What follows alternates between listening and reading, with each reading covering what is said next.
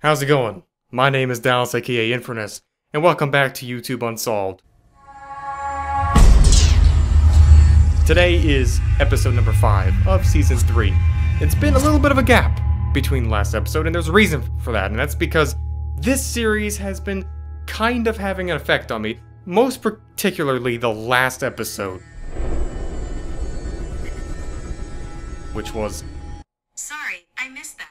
Could you say it again, please? Please go die. The Hell's Gate cult. Now, I'm not going to try to get all special and superstitious. Essentially, the aftermath of that deserves a whole episode of it in and of itself for this series. It's not going to be one, so you can stick to the end, and I'll have my personal story of experiences after that, which has actually had a really negative toll on my life just recently. And also a reason why I took a break from the series for a little bit. But anyways, we're getting straight into it with today's episode. The Commenter, which was led into a deadly trap by this sinister profile. What sinister profile? We're gonna get into it, okay? So just calm down, relax, hold your chiz. Here we go. Ben Holloway was a teenager on YouTube in 2012. Luckily, he's a viewer of YouTube Unsolved, which most of these experiences and mysteries are actually discovered by. So if you have something that you think should be featured in this show, feel free to go to the YouTube Unsolved page and send in any information. This really helps out the series. This guy has graduated from college since then and moved on from this experience. But yet, this has left a permanent scar in his memory that won't seem to fade away completely. By the way, this has nothing to do with what we're talking about, but forgot to say it before. If the button about 2 inches below the screen is red, make sure it's gray. Because otherwise, you'll be cursed for 10 years. I hate to say it, but I gotta be honest. So make it gray, and you'll have a good day. So this could be kind of described as a catfishing story. Except, if the catfish was on ketamine. And if the catfish was an anglerfish with a chainsaw about to go on a massacre. So Ben was basically making YouTube videos about BMXs and skateboarding and commenting periodically as well, just like a whole lot of other people were doing, which is why it was very odd and out of the usual to get a comment on one of his posts, which was way different and standoutish than the few others he would get on any of his videos. This person certainly did not fit in, and this was a profile by the name of simply Princess Churchill. A default profile picture, and no other identifying features. This was back in 2012, so there's probably a bit more of them back then on average than there are today. You seem really cool. Wanna hang out? And those were the exact words of the profile. All the other comments that were on this video were, of course, just bland remarks, talking about certain parts of the video or just discussing the video itself. Almost like what comments are supposed to be. This person was very avant-garde and direct in their approach. So clearly, Ben was kind of taken aback, but yet excited about it. Now, like I said, stop with your judgment. This was 2012, not 2021. We didn't have built-in sus detectors in our brains. God hadn't released that software update yet. So everything that happens after this point was just because of happenstance. Indeed, the internet was a vastly different world back in those days. As strange as it feels to call this time a whole decade in the past, YouTube in particular was certainly just getting out of its early Wild West days and hitting the mainstream. The idea of catfishing was hardly even coined. Nonetheless, many unfortunate experiences shows us that even this old internet age was certainly not without them. Ben's experience, on the other hand, goes not only a step further, but breaks the fourth wall entirely, separating the average Joe's bad luck on Tinder with a real-world life-threatening danger. It should not be taken lightly. So Ben continued talking to Princess Churchill, and eventually got to the point where it turned into a full-out conversation even outside of YouTube. And they were going back and forth. Princess Churchill was telling him how he's so talented, and she was complimenting him all the time, and he was so good at making videos, and BMXing and skateboarding is her favorite sport. Now Ben is a young man who's in his teens at this time, and he was very happy to hear those words from the opposite gender. It's just something that was very not expected. Not something that happens every day. But what he didn't like about the whole situation, the thing that was the most off-putting, and what he later said, was just the sheer speed of each reply, of all the messages from the Princess Churchill. Each response was just way too fast to be normal. But even still, he eventually just got sent a supposed number that belonged to this person, and he took it. And this number was not located with an area code anywhere near him. As a matter of fact, it wasn't even in his country. Well, you're way too cool not to have my number. Let's hang out sometime soon. And look, we've been over this. Seriously, we've been over this. If you ever see a YouTube comment with a phone number, just please rethink your life choices. He was the one to send the first text to it. Once again, almost unnerving, fast response time. He said he didn't think that it was ever more than 30 seconds on any of their messages. Either way, Ben, our protagonist, was ecstatic that he finally had what could almost be considered a girlfriend, and very eager to get to know this new online companion. On the contrary, the personality by the name of Princess Churchill was a bit more forward with attempting to, quote, hang out with Ben, jumping straight into making arrangements for a meetup place. To Ben, this was only more confirmation that he had found someone who truly was interested with him. I don't think I live in the area you do. How would you say to hanging out someplace near Crickle Creek? Wait, so you are from around here? That's sick. For sure. What time? Where? Of course, silly. Will tomorrow night work? I know this awesome place nearby, with a totally empty skate park. The address is... Oh nice, I haven't been. Okay, I think I can go. Time? Anytime after 5. I work late. Late where? I need a job. Maybe you could hook me up. Deliver for Domino's. Ah, maybe we can get some pizza then too. Yup. So be there, and just text me when you... That smiley face, I'll be honest, is really starting to get to me. So of course, after all of these events took place, in hindsight, Ben had taken all the screenshots, luckily sending them in so that we can review them. And speaking of hindsight, come on dude, do better. And also, another thing, he never got any clarification or follow-up on the person's job at being a pizza delivery person. All the conversations he had with Princess Churchill through her text messages were conversations that seemed to always go nowhere. As he later on explained, it seemed like every single time he would try to be talking about something, within only a couple messages she would be trying to get back on the subject of meeting with him, setting up some kind of a meetup. They're going straight to home base. Well, at least she is. Now, red flags aside, he set aside some time to go to this location with the intent of meeting up with whoever Princess Churchill was. So he rode his bike to this location, and it was down this very empty road outside of town. This is in Saskatoon, which is a city in Saskatchewan, which is something in Canada. So there's not much there. So he had his BMX, he takes it down to this location, the address that was sent to him, and it's nearby this theme park, which he was familiar with, but this wasn't the theme park, it was just right near it. But it was a new looking building, kind of like a barn type building, but not really, because it wasn't old, it was like a brand new building, but it wasn't a house either, and it had a big old silo in the background, in the back of it. Now he got there at just about 5:30. Now this is Canada, so at 5:30, especially the time of year this was, it's pitch black dark. It's not daytime anymore.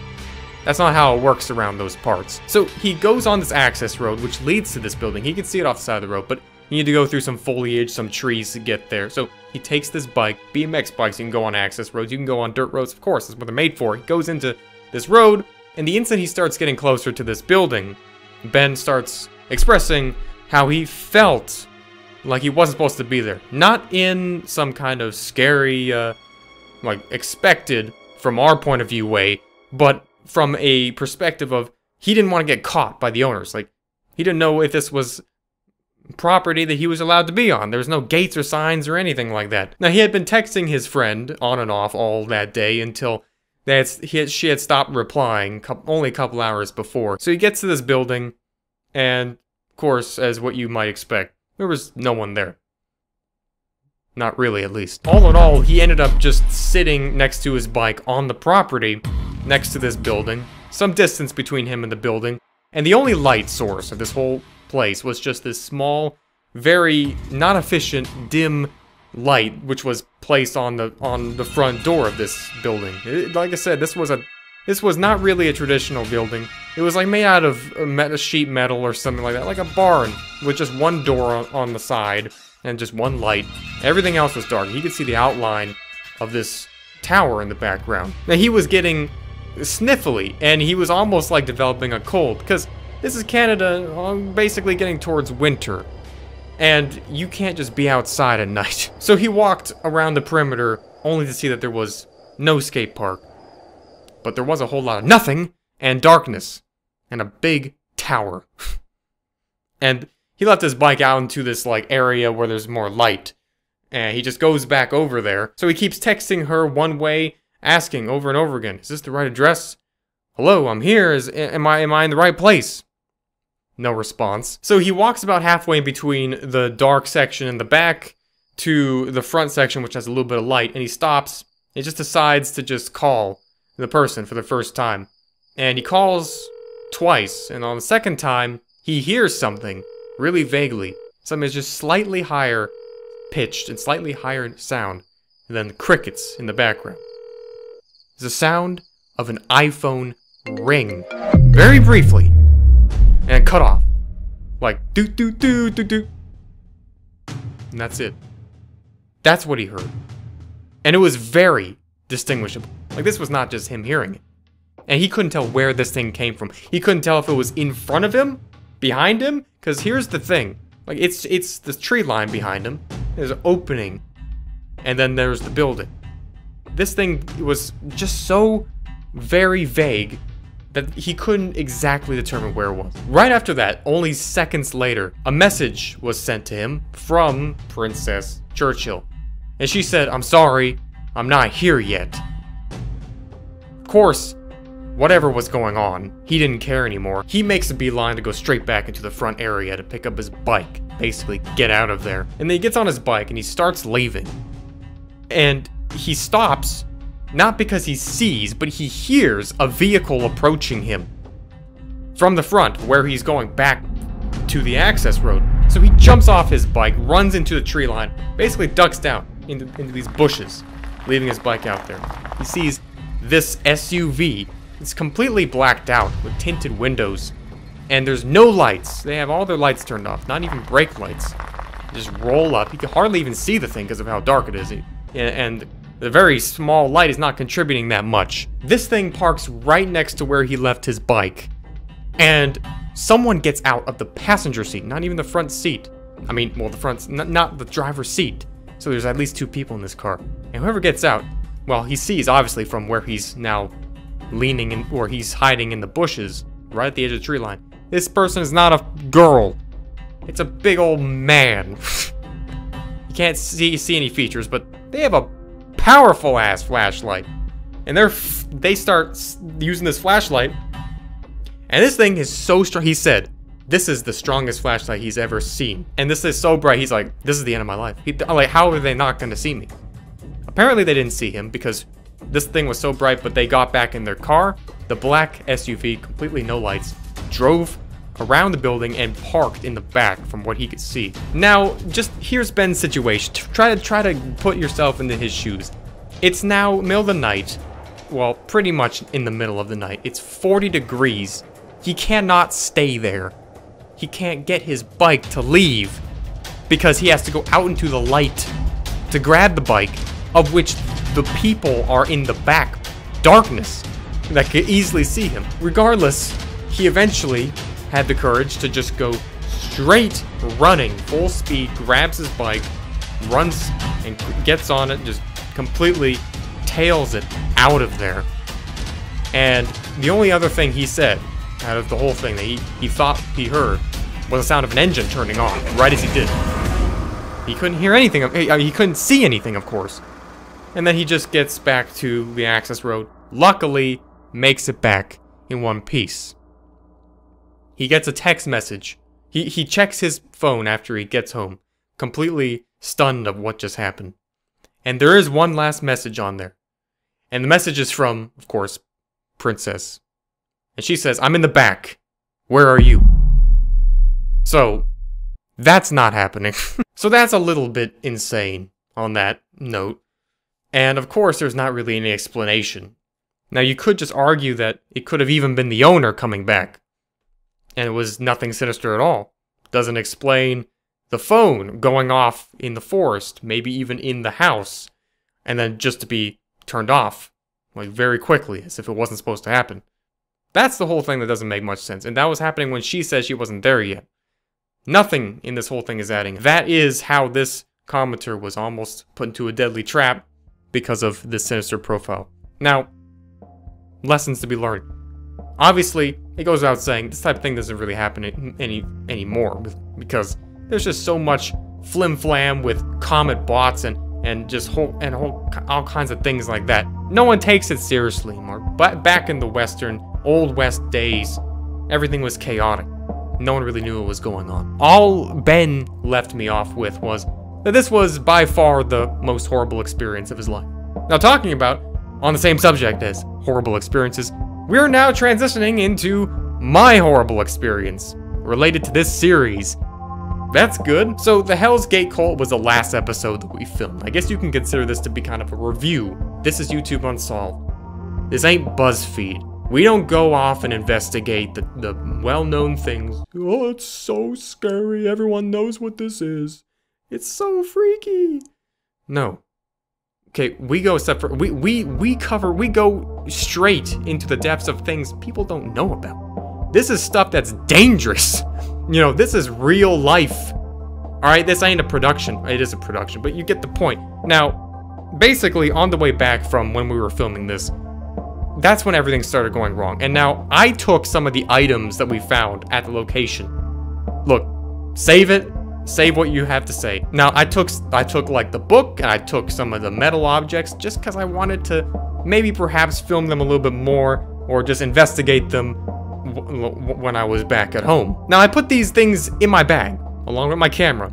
Now, the plane on the way back was delayed because of an electrical issue. So we got on the plane couldn't leave because the electricity wasn't working. So we had to get off that plane. We had to wait for another plane. So we had to wait 30 minutes to get on another plane. And this plane was fine. It took off and it went back to where I live. Now when we landed, this plane pulls up to a little jet bridge. And this jet bridge is where people get off. And all of a sudden they say, well, this jet bridge isn't working. And there's like a 30-minute delay. We're sitting in this plane. No one can leave.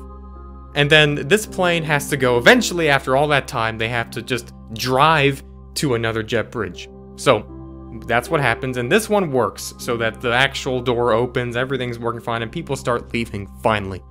2 different planes. 2 different electrical problems. And seriously, I kid you not. This is where it gets kind of stupid. But for real. This bag had the book and all the other items that I decided to take from the scene of where we investigated. And the instant my foot stepped off the plane onto the jet bridge, like the very step, the whole terminal lost power. The whole terminal lost power. So that was a little bit... Okay. I'm pretty sure everything turned out good. Like, they didn't have any permanent damage. No one got killed. But I had a near-death experience. Seriously. It gets worse. So, I lived in a place where there's a national forest that separates the city and the outside desert. So, to get to my house or back and forth between the city, you gotta go between this national forest. There's really just one main highway that goes through here. It's really known to be one of the most treacherous highways.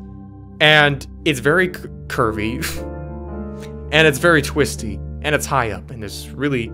At night, it's dangerous. I had this bag with my stuff in there. With the book and the stuff right in the passenger seat. So I'm driving my car, which is parked at the airport, to get back to my house in the city. And all of a sudden, this huge layer of fog just rolls right in, out of nowhere. And this fog is so unbelievably thick. Can't see anything. Within a second, into the wall. I crashed the car into the wall. The steering wheel, literally, I was steering, and this fog rolled past the road, and then this mountainside just boom. That was it. I lost my car. And okay, this is where it gets creepy. The camera started filming somehow exactly at the time the crash happened. Literally, the camera was in the bag with the book and all the other items from the Hell's Gate cult scene. And it started filming right when the crash happened. To call 911. I mean, literally, God almost tried to kick me from the server. Hell's Gate, actually cursed me when I had these items with me. Camera's in the bag, there's no footage. This is the audio. Crazy, bro. I can't believe that just happened. I lost my car. I love that car. I can't believe it. I had to get a new car. I don't The instant I threw away that bag, it all stopped happening. Nothing happened anymore. And honestly, after that, it just really made me rethink the whole idea behind what we do here on YouTube Unsolved. What is it that we go after? We go after the true dark stuff. Like I said, this ain't some movie production. This ain't some Hollywood BS. This is real. Do not do what we do. Do not investigate Hell's Gate cult. Do not mess around with this stuff. I'm not trying to be superstitious. I don't believe in curses. But what am I supposed to believe about this? Whether it's a coincidence or not, all these things happened at one time to me. Right after this, it happened. And it's very startling to me, and it really made me want to feel like, okay, maybe we should step back with this series.